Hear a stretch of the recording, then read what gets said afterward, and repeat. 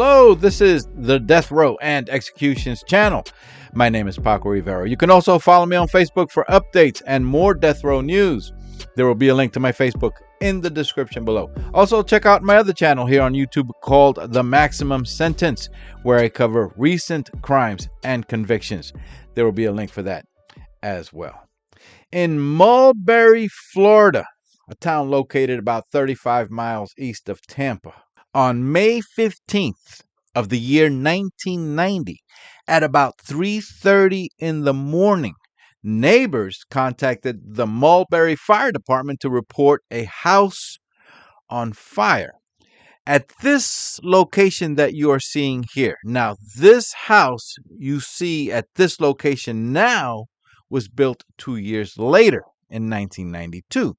The house that was there before, where a triple murder occurred, had burned down.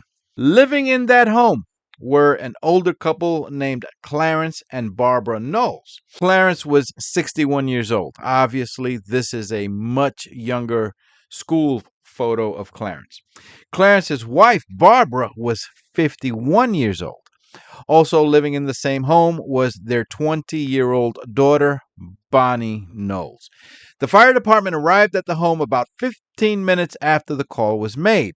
The fire had destroyed most of the home, and there were reports of several explosions during the time that they were trying to put out the fire. After firefighters got it under control, they could tell that an accelerant was poured throughout the house prior to the fire. And during a search of the home, the bodies of Clarence and Barbara Knowles and their daughter Bonnie were found dead inside.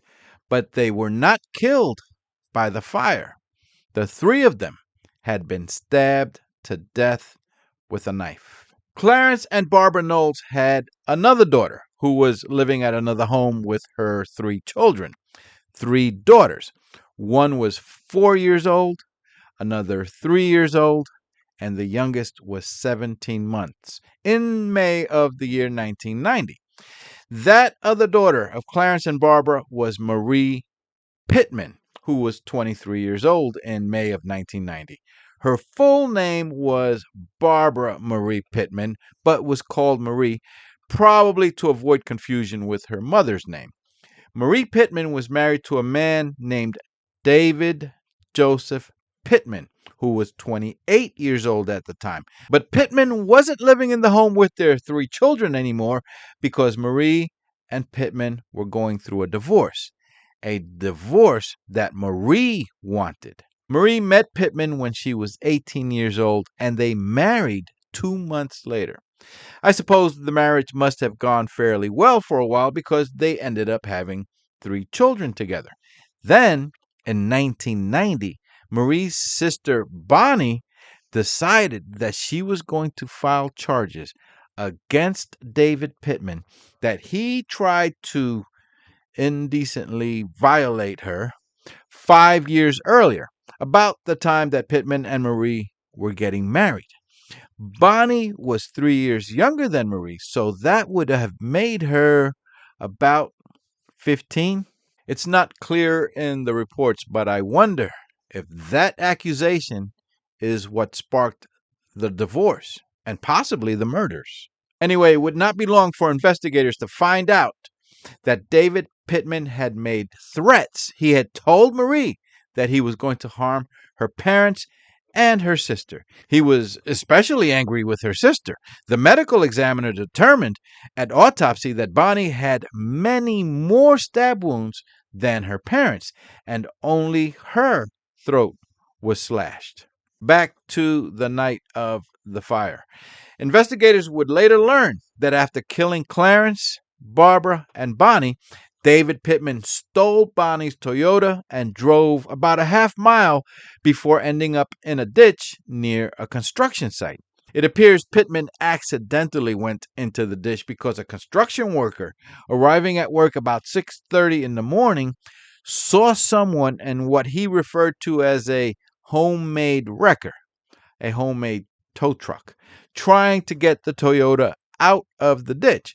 That construction worker was unable to identify the driver, but he was able to identify the vehicle, which was a perfect description of a homemade wrecker owned by David Pittman. Another witness who lives near that construction site said that he saw a car on fire and a man running away from the car. He got a great look at the man, and when detectives provided a photo lineup of several men, that witness pointed at the picture of David Pittman and positively identified him as the man that he saw. Now, you always have to take testimony from a jailhouse snitch with a grain of salt. But while Pittman was locked up awaiting trial, according to this cellmate, Pittman had said that he went to the Knowles home that night because he wanted to have an intimate encounter with Bonnie Knowles. He wanted to indecently violate her. But when she struggled and rejected his advances, he killed her in the hallway of the house by stabbing her to death with a knife. He then killed her parents before setting the house on fire. So this is a case without DNA and without fingerprints because the perp had burned it all up in a fire. 2 fires.